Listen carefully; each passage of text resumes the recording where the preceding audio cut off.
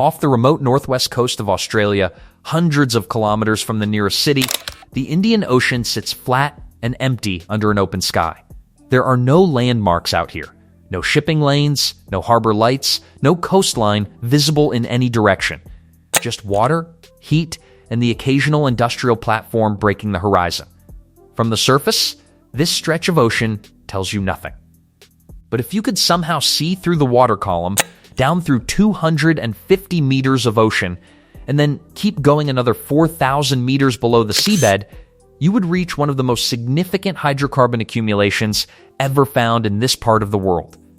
Locked inside ancient rock formations in a basin that stretches across more than 200,000 square kilometers of seafloor, sit some of the largest offshore gas and condensate fields Australia has ever discovered. And most people have never heard of any of it. This is the Browse Basin, one of the most consequential and least talked about energy provinces on the planet. The story of what lies beneath this remote ocean, how it got there, how humans found it, and what it means for Australia and the rest of the world begins not millions of years ago, but hundreds of millions. The Browse Basin sits off the Kimberley coast of Western Australia, north of the town of Broome. It lies entirely offshore, extending from relatively shallow coastal waters out to the deep ocean floor of the Scott Plateau, where water depths reach between 1,500 and 4,000 meters. In total, the basin covers approximately 223,000 square kilometers, larger than the entire United Kingdom. Beneath that seafloor lies a sedimentary sequence, a layered stack of ancient rocks, that in some places reaches 15 kilometers thick. That thickness matters enormously, because it is inside those sedimentary layers that the hydrocarbons formed. To understand how gas and oil end up trapped kilometers below the ocean floor, you need to understand what a sedimentary basin actually does over geological time. It is essentially a depression in the Earth's crust, a place where the crust has stretched, thinned, or subsided, creating space that rivers, deltas, and oceans fill with sediment. Sand, mud, organic material, the remains of marine organisms, all of it accumulates in layers over millions of years. The deeper those layers are buried, the higher the temperature and pressure they experience. Under those conditions, the organic material trapped within the sediment, dead marine life, microscopic organisms, ancient plant matter begins to transform. Heat and pressure cook it into hydrocarbons.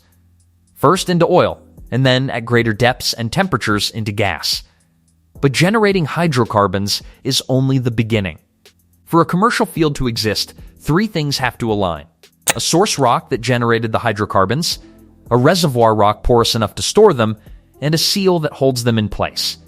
In the Browse Basin, geoscientists have identified at least 4 distinct petroleum systems operating within the same basin, each sourced from different rock units stored in different formations, and sealed by different cap rocks. That is not something you find everywhere. Most offshore basins are dominated by a single petroleum system. The Browse Basin is something more complex, which is part of why exploration here has continued to surprise geologists across 5 decades of drilling. The basin's story begins in the late Carboniferous period, roughly 300 million years ago, when the crust in this part of Australia began to stretch and pull apart. That stretching created the initial depressions that sediment would spend hundreds of millions of years filling. Over that vast time span, the basin passed through 6 distinct phases of tectonic activity: stretching, thermal subsidence, compression, inversion.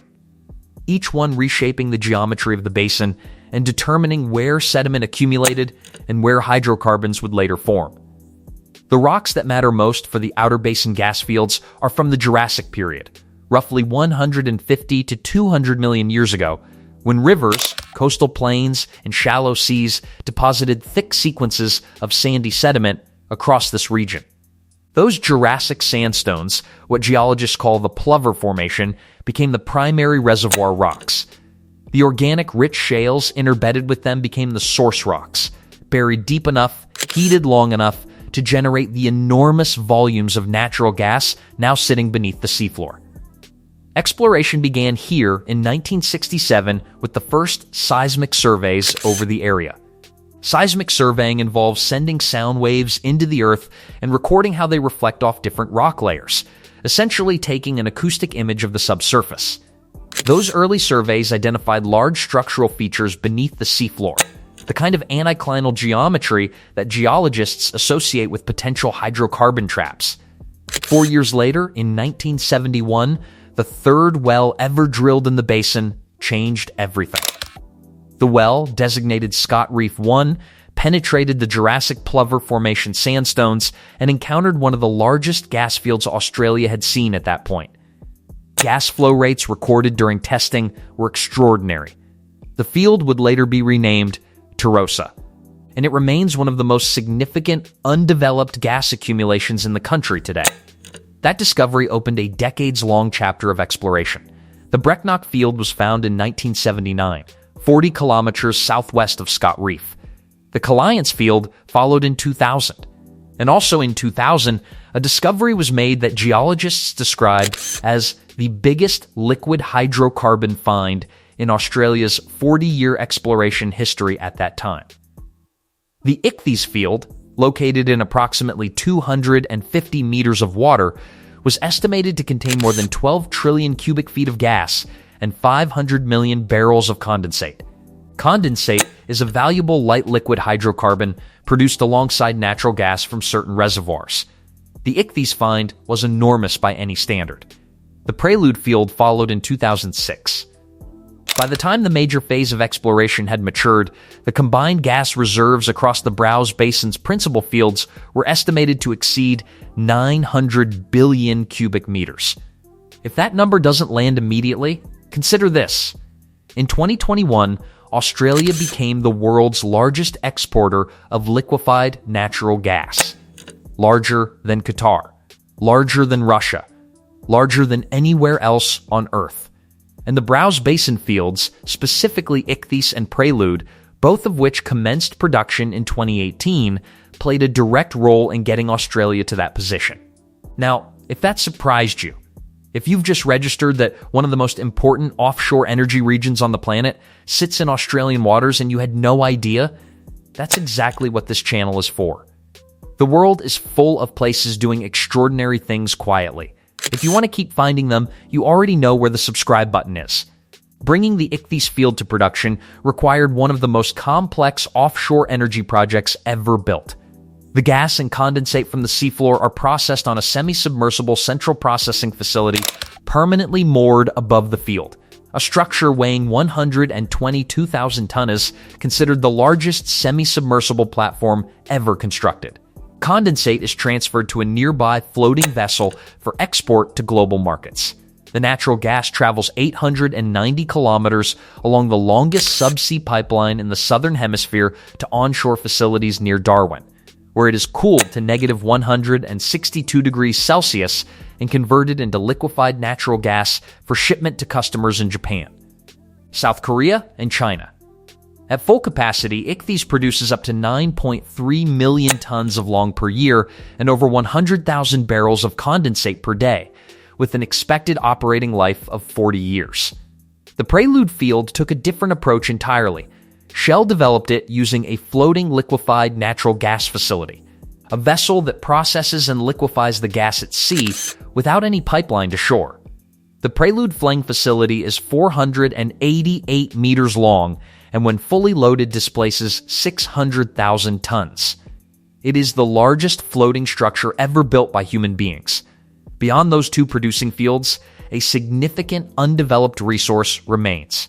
The Tarossa, Brecknock and Caliance fields, approximately 425 kilometers north of Broome, hold combined contingent resources estimated at around 15 to 16 trillion cubic feet of dry gas and hundreds of millions of barrels of condensate. Development has been delayed for years by the scale of the engineering challenge and the economics of bringing that resource to market. The proposed project would involve floating production facilities and a pipeline nearly 900 kilometers long, with a capital expenditure estimated in the tens of billions of Australian dollars. It is not a small undertaking. What makes the Browse Basin particularly striking from a geological perspective is how its different petroleum systems generate entirely different types of hydrocarbons depending on depth and location. The outer basin fields are dominated by dry gas, sourced from deeply buried Jurassic organic matter. The inner basin, closer to the continental margin, is more liquid-prone, shallower burial, lower maturity source rocks, and Cretaceous age material that generates condensate and oil rather than dry gas. In between, the Ichthys and Prelude fields represent a wet gas and condensate system with its own distinct geochemical character. Nearly 70% of Australia's natural gas production has in recent years been exported as a long. And the majority of that gas originates from the Northwest Shelf, the broader offshore province of which the Browse Basin is a central part. The end customers are largely in Japan, China, and South Korea, countries that rely on Australian long to generate electricity, heat homes, and feed the energy demands of some of the world's largest industrial economies. The Browse Basin, in other words, sits quietly at the intersection of Australian energy revenues, Asian energy security, and one of the most financially significant commodity trades happening anywhere on Earth right now. For a stretch of open ocean that most Australians will never visit, and many have never thought about, that is a remarkable position to occupy. When you look out from the Kimberley coast on a clear morning, the Indian Ocean just stretches away. Empty, still, nothing moving but the surface and the wind. It looks like the edge of everything. But out there, beneath all of that water, and beneath several kilometers of ancient rock, is a geological system that took 300 million years to assemble. One that helped make Australia the largest lang exporter in the world. A system built from the slow accumulation of ancient sediment, from the burial of microscopic organisms over geological time, from the alignment of source rocks and reservoir sands and sealing formations in just the right configuration across an area of ocean most people will never see and couldn't point to on a map. The Browse Basin is not finished yet, and that might be the most interesting thing about it. I hope this gave you something you didn't have before. The world has no shortage of extraordinary places doing remarkable things in the dark. If you want to keep finding them, you already know what to do. And a genuine thank you to